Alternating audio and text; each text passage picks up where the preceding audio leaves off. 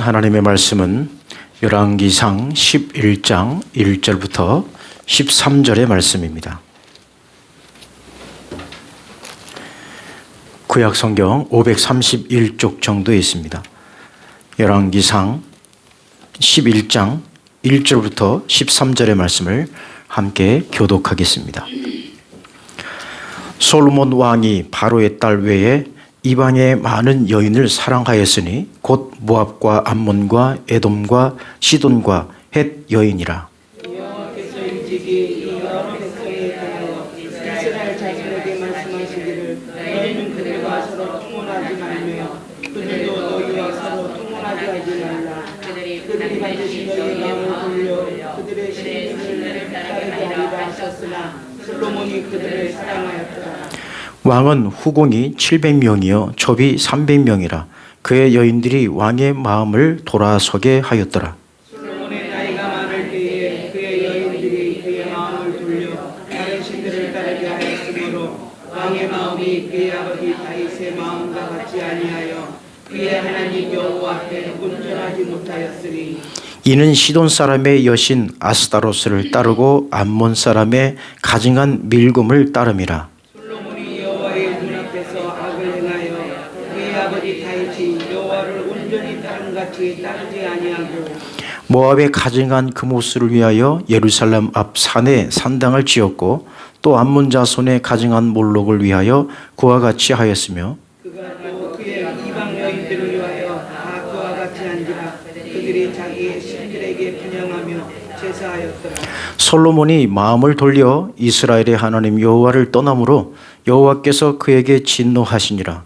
여호와께서 일찍이 두 번이나 그에게 나타나시고 이 일에 대하여 명령하사 다른 신들을 따르지 말라 하였으나 그가 여호와의 명령을 지키지 않았으므로 여호와께서 솔로몬에게 말씀하시되 내게 이러한 일이 있었고 또 내가 내 언약과 내가 내게 명한 법도를 지키지 아니하였으니 내가 반드시 이 나라를 내게서 빼앗아 내 신하에게 주리라.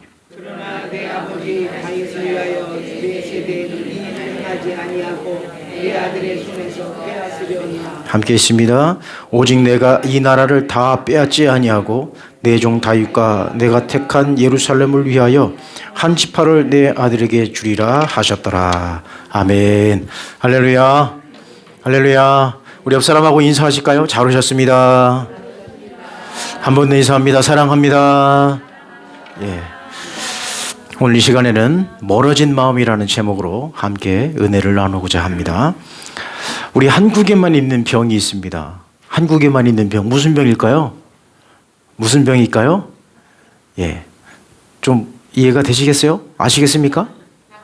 예. 화병입니다. 한국에만 있는 병, 화병이에요. 이 화병에 한번 걸리면 죽을 때까지 이거 못 풀고 가는 사람들이 많아요. 이 화병은 곧 무슨 병이냐? 마음의 병이거든요. 우리 한국 사람들은 참 이 화병을 좀 이렇게 좀 치유할 수만 있다면 얼마나 좋을까. 좀 이렇게 넉넉하게 좀 너그러운 마음을 좀 가지시면 얼마나 좋을까. 뭐가 그렇게 조급하고 또 뭐가 그렇게 배가 아프신지 참 화병에 걸린 사람들이 참 많다는 거죠. 자, 여러분은 화병이 걸리지 않기를 바랍니다. 우리 믿음의 사람들은 화병이 없기를 간절히 바랍니다. 잠언 말씀에 보면 이렇게 말씀하고 있습니다. 잠언 4장 23절 함께 읽어보십니다. 시작. 모든 지킬 만한 것 중에 더욱 내 마음을 지키라. 생명의 근원이 이에서 남이니라. 아멘. 마음을 지키라는 거예요. 마음을 지키지 못하면 모든 게 다 무너지는 겁니다. 그래서 그런 말 있잖아요. 마음 먹기에 달렸다. 모든 것은 마음 먹기에 달려 있는 거예요. 이것을 이루고자 할 때 내 마음속에 이미 부정적인 마음과 안 된다라고 한 생각을 가지고 그 일을 행하게 되면 그 일은 그르치게 되는 겁니다. 그러나 내가 단단히 마음을 먹고 내가 반드시 이것은 이루겠다라고 하는 그런 결단의 마음을 가지고 나아가면 그것은 언젠가는 반드시 기도하면서 나아갈 때 이루어질 수 있다는 겁니다. 여러분의 마음을 꼭 붙잡을 수 있기를 간절히 바랍니다. 그래서 빌립보서 2장 5절 말씀에 또 이렇게 말씀합니다. 함께 있습니다. 시작. 너희 안에 이 마음을 품으라. 곧 그리스도 예수의 마음이니. 우리가 예수 그리스도의 마음을 품게 되면 못할 일이 없는 거예요. 예수 그리스도의 마음을 품게 되면 여러분 마음속에 화병도 사라질 줄 믿습니다. 예수 그리스도의 마음을 품게 되면 여러분 마음속에 사랑이 가득 넘쳐날 줄 믿습니다. 이놈의 화병 다 물리치시기 바랍니다. 오늘 우리가 본 말씀은 이 솔로몬에 대한 이야기인데요. 우리가 통일 왕국의 세 왕을 우리는 기억합니다. 누구죠? 예, 사울과 다윗과 솔로몬입니다. 이 세 왕이 이스라엘 역사에 있어서 유일하게 통일 왕국이 있었고, 그리고 솔로몬 이후에는 이제 분열 왕국으로 들어가게 됩니다. 남과 북이 갈라져서 수백 년 동안에 이 남과 북이 갈라져서 하나가 되지 못하는 그런 상황 속에서 다 망해버리는, 북쪽도 망하고 남쪽도 망하는 그런 이 안타까운 역사가 바로 이스라엘의 역사이기도 합니다. 사울과 다윗과 솔로몬의 이 왕들을 우리가 이렇게 한번 볼 수 있습니다. 우리 교회는 요거 잘 아시죠? 사울은 뭐라고요? 무심이고, 다윗은 기억하시네요. 다윗은 전심이고, 솔로몬은 반심. 예, 잘 알고 계십니다. 사울은 하나님께 무심했었고요. 사울은 하나님에 대한 마음이 없었어요. 아예 그 시작부터가 사울은 관심이 어디에 있었느냐? 자기 어떤 정치적인 입지나 그리고 성공에 눈이 멀어서 사울의 일생은 누구를 쫓아다니다 끝나냐면 다윗을 쫓아다니다 끝나버렸어요. 참 안타깝죠. 다윗 쫓아다니느라 정치도 했고요. 다윗을 쫓아다니느라 자기의 신앙을 지킬 만한 그런 여유도 없었습니다. 그래서 사울은 무심이었어요. 그러나 다윗은 하나님을 향한 그 마음, 그 모든 것들이 전심이었습니다. 전폭적으로 하나님 앞에 올려드린 사람이 바로 다윗입니다. 그래서 다윗의 그 삶 속에서 나타난 그 책이 있는데, 그게 무슨 책이죠? 다윗이 쓴 책이 무슨 책입니까? 시편이란 말이에요. 그래서 우리가 시편을 읽을 때 시편이 쉽게 읽어지는 그 이유는 뭐냐면, 시편은 다른 해석할 필요가 없어요. 시편은 곧 다윗의 신앙 고백이고, 그리고 다윗이 겪었던 그 모든 일들을 글로써 표현한 것이 바로 시편이기 때문에 시편은 우리가 쉽게 읽을 수 있고, 또 시편이 쉽게 우리에게 다가오기도 하고, 또 시편을 묵상하면서 하나님의 은혜를 깊이 느낄 수 있는 책이 바로 시편입니다. 왜냐하면 다윗의 전심전력을 통하여서 하나님 앞에 예배하며, 또 어떤 상황 속에서도 믿음의 줄을 놓지 않냐고 끝까지 붙들고 있었던 이 다윗의 신앙 고백이기 때문에, 여러분들도 이 시편에 있는 말씀처럼 여러분들도 그런 고백기를 간절히 바랍니다. 그래서 그 고백이 전심으로 주님 앞에 드려지는 여러분의 마음이 될 수 있기를 간절히 바랍니다. 솔로몬은 또 어떻습니까? 솔로몬은 시작은 굉장히 좋았습니다. 시작은 그야말로 다윗 못지않게 잘 나갔었죠. 너무너무 하나님이 기뻐하시는 그러한 왕이었으나 그가 반밖에 못 드린 거예요. 일생에 반밖에 못 드린 거예요. 그가 부와 명예를 가졌을 때 그가 하나님을 떠나고 하나님을 멀리한 사람이었습니다. 이 세 왕들을 가만히 보게 되면 마태복음 13장에 나오는 씨 뿌리는 비유의 말씀을 이 왕들에게 접목시켜 보면 이렇게 볼 수 있습니다. 사울은 어디에 떨어진 씨앗과 같습니까? 가시밭길. 아예 자라지도 못하는 거예요. 그리고 다윗은 옥토에 떨어진 씨앗과 같아서 그 마음의 밭이 옥토와 같은 사람이고, 또 솔로몬은 어떻습니까?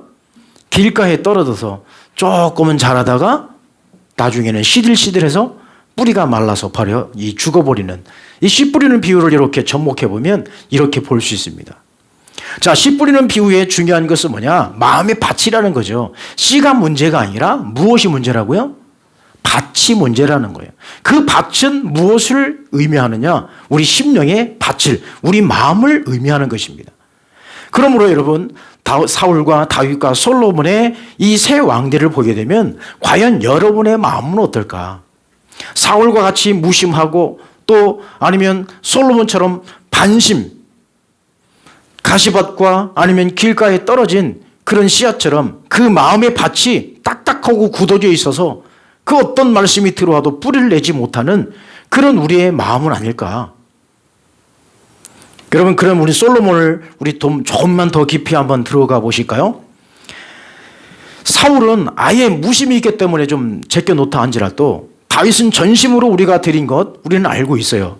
그러면 솔로몬이 왜 반심이었을까? 솔로몬의 마음이 왜 하나님과 멀어졌을까? 그것을 조금만 더 깊이 들어가 보도록 하겠습니다. 솔로몬은 타락했습니다. 솔로몬의 시작은 하나님 앞에 드려지는 정말 하나님이 기뻐하시는 왕이었으나 솔로몬이 타락했어요. 왜 타락했을까? 타락한 이유가 있습니다. 우리가 읽은 1절부터 쭉 말씀을 보게 되면 그 타락한 이유가 정확히 나오고요. 그리고 우리가 10장 말씀을 읽었는데 10장 말씀 뒤편에 읽어보면 솔로몬이 변할 수밖에 없는 그 상황들이 다 기록이 되어 있습니다. 그 첫 번째는 뭐냐면, 자, 여러분들이 한번 읽어보실까요? 시작. 솔로몬은 1000명 이상의 여자가 있었어요. 어마어마한 거죠. 1000명의 처와 첩이 있었다. 이것은 이미 하나님의 기쁨이 아니고 누구의 기쁨인 거예요? 자기만의 기쁨인 거예요. 하나님을 기쁘시게 해야 될 왕이 관심이 어디에 있었느냐? 여자에게 있었던 거예요. 그리고 두 번째는 타락한 이유가 무엇이었을까? 그것은 이방 우상 종교를 유입시켰습니다. 솔로몬이 이방 여인들을 취하면서 그리고 주변 국가에 있는 아름다운 여인들을 다 그야말로 우리 말대로 쓸어 모은 거예요. 여자들을 다. 최고의 예쁜 여자들은 다 쓸어 모은 겁니다. 그러니 그 여자들이 들어오면서 무엇을 가지고 들어온 겁니까? 이방 종교를 가지고 들어온 거예요. 마치 저 아합 왕 때, 저 북이스라엘의 아합 왕 때에 그가 저 이세벨의 여인을 데리고 왔을 때 그 이방 신을 가지고 들어온 것처럼 이 여자들이 들어올 때 그냥 들어오는 것이 아니라 그들의 문화, 그들의 생활 습관, 그들의 여러 가지 문화들, 전통들을 가지고 들어오기 때문에 이 이방 여자가 들어왔다고 하는 것은 이방 우상의 종교를 유입하는데 지름길인 거예요.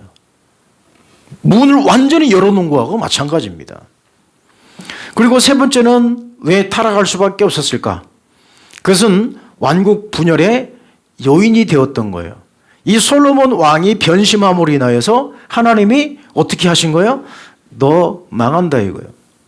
너 그렇게 하면 망해. 그러나 솔로몬이 얼른 엎드렸어요. 아이고 하나님 제가 잘못했습니다. 그러나 하나님은 솔로몬의 잘못을 어떻게 말하고 있냐면 좋다 그러면 내가 다윗과 약속한 것이 있기 때문에 내 대에는 내가 심판하지 아니하지만 네 후손에게 심판하겠다 이거예요. 그래서 솔로몬으로 일어나서 솔로몬의 죄악으로 인하여서 분열 왕국의 요인이 된 거예요. 분열 왕국의 씨앗은 어디서부터 시작이 됐냐? 솔로몬부터 시작이 됐다는 거죠. 그러니까 여로보암과 르호보암의 싸움이 아니라 곧 솔로몬의 죄악 때문에 분열 왕국으로 치닫게 된 것입니다. 그리고 네 번째는 왜 솔로몬이 타락했느냐? 네 번째는 바로 이것입니다. 자, 여러분 읽어보실까요? 사치생활로 백성에게 세금을 과중시켰습니다. 솔로몬이 가진 게 너무 많았어요. 금으로 무엇도 만들었냐면 금으로 방패까지도 만들었어요. 방패는 무엇으로 만들어야 되죠? 쇠로 만드는 거예요. 그러나 금이 너무 많다 보니까 그 금으로 무엇을 만들었냐면 방패를 만들었어요. 지금으로 말하면 그거예요. 너무 이 돈이 많아가지고 그 돈을 주체할 수 없어서 침대에 깔아놓고 자는 거와 마찬가지인 거예요. 옛날에 그랬잖아요. 우유로 목욕하는 사람들 우리가 얼마나 벌어겠습니까? 우유가 얼마나 많으면. 그러니까 부를 축적한 거죠. 그러니까 너무 많다 보니까 씀씀이가 너무 컸던 거예요. 그러다 보니 백성에게 무엇을 많이 걷어들였냐면 세금을 많이 걷어들인 거예요. 그리고 마지막에 다섯 번째는 뭐냐? 무엇일까요? 여러분들 읽어보십니다. 시작. 백성의 부역 강요, 이건 뭐냐면 백성들에게 계속 노동을 시킨 거예요. 그럴 수밖에 없죠. 성전을 지었죠. 그리고 자기 궁을 지었죠. 20년 동안에 계속 백성들을 데려다가 일만 시킨 거예요. 그래서 솔로몬 왕이 죽고 나서 백성들이 뭐라고 요구합니까? 르호보암 그 아들에게 쫓아와서 뭐라고 요구합니까? 아니 당신 선조 때는 우리가 너무 고생했다. 세금도 많이 내고 일도 너무 많이 해서 우리가 지쳤으니까 좀 우리를 좀 세금도 좀 깎아주시고 노동도 좀 조금만 시켜달라고 그렇게 요구하지 않았어요? 그러자 르호보암은 그 말을 듣지 아니하고 오히려 아버지보다도 더 강하게 세금도 부과하고 노동도 더 많이 시킨 사람이 그의 아들이었습니다.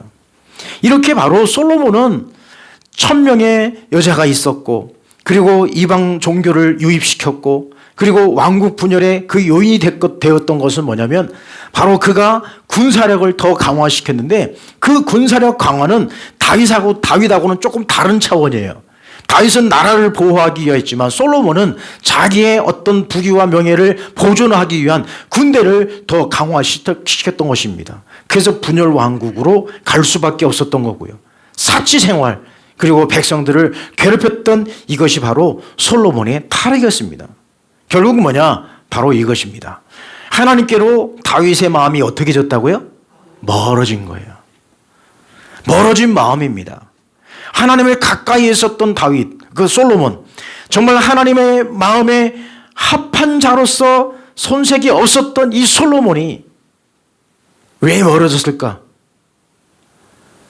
세상에 있는 그것이, 세상에 있는 그 달콤한 것이, 세상에 있는 그 짜릿함이 하나님을 멀리 하게 했던 것입니다. 그러면 타락의 결과는 무엇이었을까요? 솔로몬이 이렇게 타락했는데 이렇게 정말 우리가 상상할 수 없었던 이 타락의 길을 걸었던 이 솔로몬, 이 어떤 결과를 가져왔을까요? 바로 이것입니다. 우상 종교가 들어왔어요. 이 아스타롯, 그 다음에 밀곰 몰렉, 이 밀곰 몰렉, 이 신은 바로 인신제사를 드리는 그러한 제사입니다. 그래서 자기 아들들을 제물로 바치는, 사람을 잡아서 드리는 그런 제사를 드렸던 시대가 이 솔로몬 시대였다는 거예요. 그리고 또 하나는 바로 이 그모스 신을 섬기는 그런 산당을 만들어 놓고 여기 가서 경배하라, 여기 가서 제사를 드려라. 여러분 상상이 가십니까? 믿음의 아들이었지 않습니까? 그 아버지 때에, 그야말로 다윗 왕 때에 찬란한 문화를 이루었고 다윗 왕 때에 그야말로 예배 문화가 발달했었던 그 시기가 아니었습니까? 그 문화를 고스란히 이어받았던 그 솔로몬 왕이 하나님 앞에 전심전력으로 그가 지혜를 구했고 부와 명예보다도 지혜를 구했던 그 왕이 하나님께서 주신 그 은혜와 축복을 누리지 못하고 그 하나님께서 주신 그 은혜를 무엇으로 쓰고 말았냐면 자기 욕심을 채우는 데 쓰고 말았던 것이에요. 그 결과는 바로 이스라엘 백성들에게 저런 신을 섬기는 그런 결과를 낳았다고 하는 것입니다. 그러면 여러분, 우리의 불행은 언제 올까요? 우리의 불행은 바로 죄에 대해서 멀어질 때, 우리의 죄는 죄에서 멀어질 때 오게 되는 것입니다. 그리고 우리의 죄는 하나님을 기쁘시게 하는 것이 아니라 우리 인간의 욕심을 채울 때, 그리고 하나님과 멀어질 때 우리는 불행이 찾아오게 되는 것입니다. 바로 하나님께 멀어졌을 때 그것을 무엇으로 볼 수 있냐면 믿음으로 표현할 수 있다는 것이죠. 자, 히브리서 11장 6절 말씀 함께 보실까요? 믿음이 없이는 하나님을 기쁘시게 하지 못하나니 하나님께 나아가는 자는 반드시 그가 계신 것과 또한 그가 자기를 찾는 자들에게 상 주시는 이심을 믿어야 할지니라. 아멘. 그러니까 우리의 불행이 언제 찾아오느냐? 멀어졌을 때요. 믿음에서 멀어졌을 때, 하나님을 기쁘시게 할 수 없을 때, 우리가 믿음으로 나아가지 못할 때에 정말 죄에 대해서 둔감해지고 그리고 정말 우리가 하지 말아야 될 것을 우리가 행했을 때에, 그리고 하나님과 멀어질 때에, 곧 믿음에서 점점점 멀어질 때, 그러니까 우리의 마음이 하나님으로부터 점점 멀어질 때 우리에게는 불행이 찾아올 수밖에 없다는 겁니다.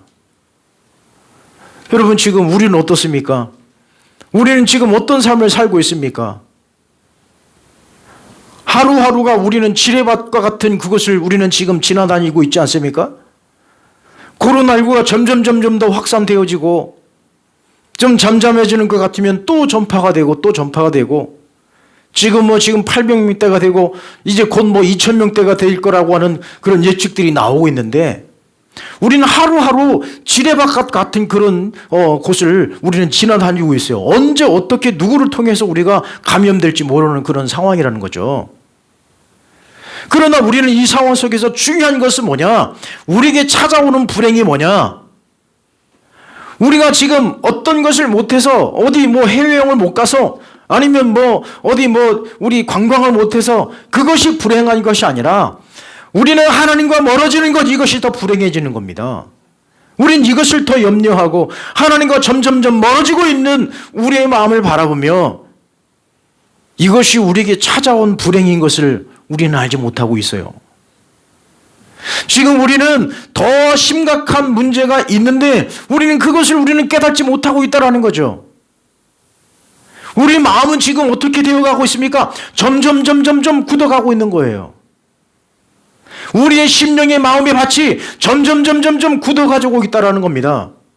우리의 마음이 옥토가 되어야 되는데 우리의 마음이 이제는 저 길가가 되었고, 이제는 저 정말 가시밭과 같은 그런 마음의 밭이 되어져 가고 있지는 않습니까? 지금 우리는 어떻습니까? 점점 편해져 가는 이 상황 속에서 성전 예배가 오히려 지금 더 어색해지고, 교회에 나오는 발걸음이 더 어색해지고, 하나님 앞에 예배드리는 것이 더 어색해져 가고 있는 그런 우리의 모습들, 이것이 불행이 아니겠습니까? 하나님을 기쁘시게 해야 되는데 우리의 믿음이 점점 멀어지고 굳어져 가고 있는 상황 속에서 하나님을 기뻐하시게 하기보다는 오히려 더 우리의 마음을 즐거움을 찾고, 이 답답함을 탈출할 이 탈출구가 어딜까? 지금 그래서 저 김포공항에는 10,000원이랍니다. 10,000원. 제주도에 가면 수많은 사람들이 몰려온다는 거예요. 여러분, 그렇지 않습니까? 저 관광지에 가면 사람들이 몰려있고, 백화점에 가도 사람들이 빼곡히 몰려들고 있는데 왜 교회만은 찾아오지 않고 있습니까? 왜 우리 믿음은 점점 멀어가고 있습니까? 왜 우리는 이 코로나19를 핑계대면서, 왜 우리의 마음은 점점 멀어지면서, 왜 우리 스스로가 합리화하고 있습니까? 왜 이 시국에 우리가 교회 가야 되느냐? 왜 우리 스스로를 그렇게 합리화하고 있습니까? 이게 되게 불행한 거 아니겠습니까? 믿음이 없이는 그랬어요. 제가 여러분들에게 말씀드리는 것은 꼭 성전에 나와서 예배 드리라는 것이 아니라, 우리는 정말 믿음의 줄을 붙잡고 있는가? 지금 우리의 마음밭이 옥토로 열려져 있는가? 우리의 마음밭이 정말로 하나님께 드려지는 전심전력하여서 하나님 앞에 올려드릴 수 있는 그 마음이 되어 있느냐? 이것이 중요한 겁니다. 그렇지 않으면 솔로몬과 우리는 똑같은 거예요. 자, 그래서 말라기 2장 2절부터 3절 말씀에 이렇게 기록하고 있습니다. 함께 읽어보실까요? 시작. 만군의 여호와가 이르노라, 너희가 만일 듣지 아니하며 마음에 두지 아니하여 내 이름을 영화하지 아니하면 내가 너희에게 저주를 내려 너희의 복을 저주하리라. 내가 이미 저주하였나니 이는 너희가 그것을 마음에 두지 아니하였음이라. 보라, 내가 너희의 자손을 꾸짖을 것이요 똥 곧 너희 절기에 희생의 똥을 너희 얼굴에 바를 것이라. 너희가 그것과 함께 제하여 버림을 당하리라. 아멘. 여러분, 이 말라기 말씀이 어떤 말씀입니까? 이제 이스라엘 백성들이 바벨론에서 돌아와서 그들이 예배 공동체를 회복했습니다. 그들이 성전 문화도 다시 재건했습니다. 그리고 그들이 하나님 앞에 예배하며 다시 하나님의 자리로 나왔습니다. 그런데 이들이 점점 시간이 지나갈수록 또 똑같아지는 거예요. 그래서 이 돌같이 딱딱해져가는 이 이스라엘 백성들에게 하나님께서 말라기 선지자를 보내서, 이제 마지막 선지자를 통해서 너희들 이렇게 내 말씀을 마음에 두지 않냐고, 율법을 내 마음에 두지 않으면 너희들이 저주를 받을 거야. 무서운 말씀을 말라기 선지자를 통해서 주고 있습니다. 그리고 3절 말씀을 보십시오. 우리의 얼굴에 무엇을 바른다는 거예요? 참 기가 막히죠. 하나님의 말씀을 우리 마음에 두지 아니하고 우리가 하나님 앞에서 점점 멀어지면 하나님께서 우리 얼굴에 똥칠하신다는 거예요. 지금 우리 스스로가 우리가 똥칠하고 있지 않습니까? 여러분 제 표현이 과격했습니까? 아니에요. 성경 말씀이라는 거예요. 하나님이 말라기 선지자를 통해서 주신 말씀이에요. 이스라엘 백성들에게 너희들 정신 차리라는 거예요. 그렇지 않으면 너희 얼굴에 똥을 바리리라. 그러면 우리 하나님은 어떤 하나님이십니까? 질투의 하나님이세요. 하나님께서 우리를 어떻게 사랑하십니까? 요한복음 3장 16절 말씀을 통하여서 이렇게 사랑하십니다. 함께 읽어보십니다. 시작. 하나님이 세상을 이처럼 사랑하사 독생자를 주셨으니 이는 그를 믿는 자마다 멸망하지 않고 영생을 얻게 하려 하심이라. 아멘. 그러므로 예수 그리스도를 믿는 자에게는 멸망이 아니고 영원한 천국이라는 것입니다. 하나님께서 독생자 예수 그리스도를 우리에게 내어 주시기까지 우리를 사랑해 주셨어요. 그런 사랑의 하나님이신데 반면에 우리 하나님은 우리를 사랑하사 질투의 하나님이시라는 거예요. 신명기 4장 24절입니다. 시작. 내 하나님 여호와는 소멸하는 불이시요 질투하시는 하나님이시라. 아멘. 하나님께서 우리를 사랑하시되 우리를 어떻게 사랑하십니까? 지극히 사랑하시는 거예요. 너무너무 사랑하시는 거예요. 너무너무 사랑하시니까 어떻게 하신다고요? 질투하신다는 거예요. 우상을 섬기고 또 이방을 향해서 나아가는 그 이스라엘 백성을 향하여 하나님은 질투하신다 그렇게 말씀하고 있습니다. 그러면 우리는 솔로몬을 바라볼 때 우린 이런 질문을 던져볼 수 있습니다. 부와 명예가 우리에게 주어진다면? 부귀와 명예가 우리에게 주어진다면? 그럼 여러분에게 묻겠습니다. 여러분 부자 되고 싶으시죠? 매년 연초에 기도하시잖아요. 하나님 올해는 물질의 복을 달라고. 그래도 다행히 우리에게는 하나님 올해 로또 당첨되게 해달라고 기도하는 신분은 없어서 다행입니다만 부와 명예가 우리에게 주어진다면 그러면 솔로몬에게 우리 하나님께서 부와 명예를 주셨단 말입니다. 그러면 그게 저줄까요? 그게 솔로몬에게 나쁜 것이었을까요? 우리 모든 믿음의 사람들은 하나님께서 주신 은혜와 축복을 누리고 살아야 될 줄 믿습니다. 여러분 모두가 다 부자가 되시기를 간절히 바랍니다. 부자 싫으세요? 다시 한번요. 여러분 모두가 다 부자 되시기를 간절히 축원합니다. 아멘. 크게 할 줄 알았어요. 우리 모두는 다 부자가 되어야 됩니다. 다 부자가 되어야 되고 우리 믿음의 사람들이 정말 높은 지위에 올라갈 수 있으면 올라가야 됩니다. 그러나 중요한 것은 뭐냐? 그 부와 명예가 죄악의 씨앗이 되면 안 되고 이렇게 되라는 얘기예요. 거룩한 부자가 되라는 거예요. 부자가 되어도 거룩하라는 겁니다. 내가 명예를 가져도 그것을 거룩하게 여기라는 거예요. 내가 물질을 하나님께서 내게 주셨다. 그러면 그것을 거룩하게 여기라는 겁니다. 그 거룩함이 빠져버리면 그것은 무엇이 되느냐? 죄악의 불씨가 되는 거예요. 솔로몬이 거룩한 부자가 되지 못했습니다. 처음에는 거룩한 부자였습니다. 그러나 자기 스스로를 쳐서 복종시키지 못하였고 자기 스스로를 제어하지 못하는 그 브레이크가 없었기 때문에 그는 타락의 길을 갈 수밖에 없었습니다. 너무 많았어요. 너무 풍부했습니다. 그래서 문제였어요. 이 거룩함이 빠져버리면 우리는 큰일 나는 거예요. 여러분 모두에게 이런 거룩함이 빠져버리면 큰일 나는 겁니다. 자, 그래서 에베소서 4장 23, 24절 말씀입니다. 함께 있습니다. 시작. 하나님을 따라 의와 진리의 거룩함으로 지으심을 받은 새 사람을 입으라. 그러니까 거룩한 옷을 입으라는 거예요. 우리 모두가 거룩함을 입지 아니하면 거룩한 부자가 되지 않는 거예요. 그냥 물질만 가지게 되면 그냥 부자인 거예요. 여러분 그냥 부자는 필요 없어요. 하나님이 원하시는 부자는 어떤 부자냐? 거룩한 부자. 구별된 부자를 하나님이 원하시는 거예요. 그 부자를 통해서 그 물질을 통해서 그에게 주어진 그 부와 모든 명예를 누구를 위해서 써야 되느냐? 거룩하신 하나님을 위해서 쓰셔야 되는 겁니다. 여러분의 주신 그 물질 누구를 위해 써야 됩니까? 거룩한 성전을 위해서 쓰셔야 되는 거예요. 그것이 거룩한 부자라는 거예요. 그러니까 쓸 때 쓰고 아낄 때 아끼는 사람이 지혜로운 사람인 겁니다. 여러분 모두는 바로 이 거룩한 옷을 입을 수 있기를 간절히 바랍니다. 시편 29편 2절 말씀도 똑같이 말씀합니다. 함께 읽어보실까요? 시작. 여호와께 그의 이름에 합당한 영광을 돌리며 거룩한 옷을 입고 여호와께 예비할지어다. 거룩한 옷을 입으라는 거예요. 우리가 입어야 될 옷은 뭐냐? 거룩한 옷을 입어야 우리가 부와 명예를 가져도 그것이 죄악의 출발점이 되지 않는다는 얘기예요. 그러나 솔로몬은 멀어졌어요. 솔로몬은 점점점 하나님께 멀어졌습니다. 관심이 어디에 있었느냐? 온통 여자에게 있었고, 온통 물질에 있었고, 온통 자기 권력에 있었다는 겁니다. 그러면 우리는 이제 어떻게 해야 될까요? 멀어진 마음을 잡으십시오. 하나님께 멀어져 있는 여러분의 마음을 붙잡으시길 간절히 바랍니다. 정말 하나님과 멀어진 그 요인이 무엇인가를 여러분 찾아낼 수 있기를 간절히 바랍니다. 그래서 우리는 이 멀어진 마음을 잡기 위해서 이 네 가지를 했으면 좋겠습니다. 첫 번째, 함께 읽어보십니다. 시작. 생각을 단순화하세요. 너무 복잡하게 생각하지 마시기 바랍니다. 생각을 좀 단순할 필요가 있어요. 너무 1 더하기 1은 1인데 1 더하기 1이 왜 1이 되었는지를 분석해가면서 그럴 필요 없어요.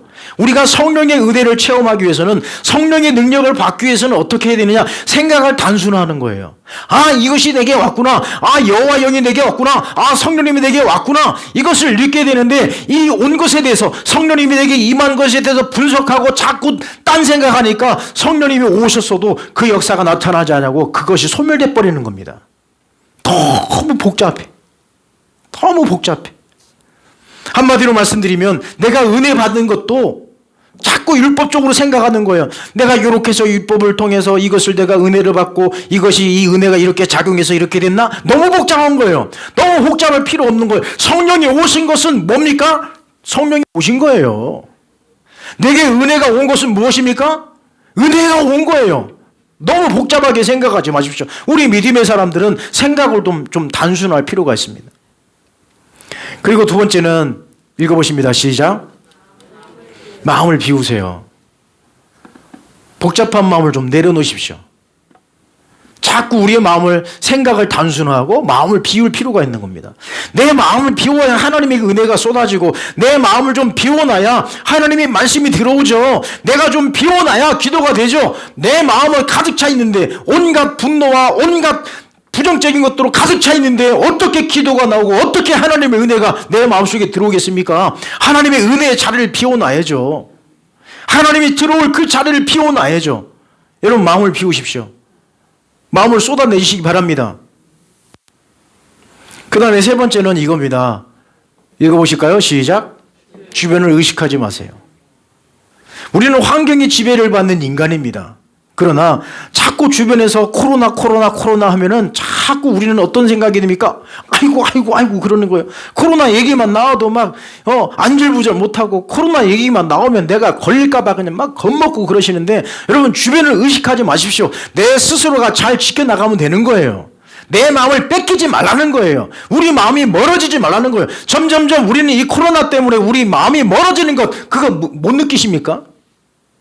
지금 교회가 점점 더 하나님께로 멀어지는 것 같아요. 코로나 때문에. 그것을 못 느끼고 있다는 것이 더 지금 우리는 애처로워야 되는 거예요. 우리는 더 가슴을 쳐야 됩니다. 다 못 느껴요, 지금.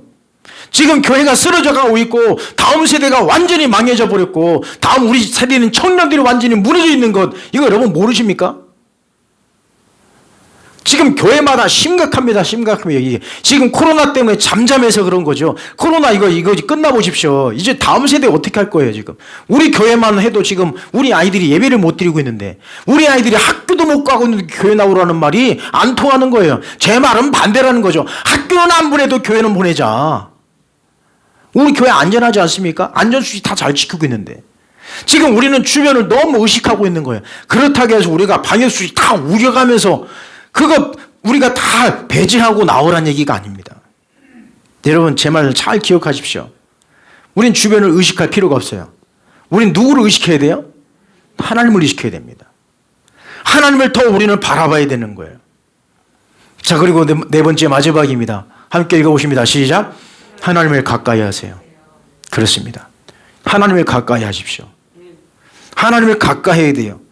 시편 29편 2절입니다. 시작. 하나님을 가까이 함이 내게 복이라. 아멘. 하나님을 가까이 하는 방법은 여러분 스스로를 찾으시기 바랍니다. 제가 이렇게 해라 저렇게 해라, 여러분 제가 답을 못 드리는 거예요. 왜냐하면 다 개인적으로 내 영성을 유지해가는 그런 루틴이 있기 때문에 그렇습니다. 그 여러분의 생활 패턴이 있기 때문에 이렇게 해라 저렇게 해라 제가 여러분들에게 답을 못 드리는 거예요.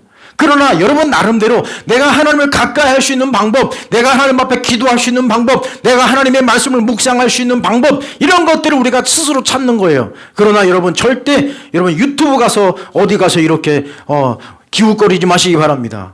거기 큰일 나요. 잘못 들어가면 뭐 하나 잘못 클릭해서 들으면 이상한 말씀 듣고요. 요즘에 여러분 막 퍼지고 있는 말씀이 어떤 말씀이냐면 11조를 내지 마십시다라는 설교들이 막 퍼지고 있어요. 그 조회수를 보면 엄청나요. 그 조회수가.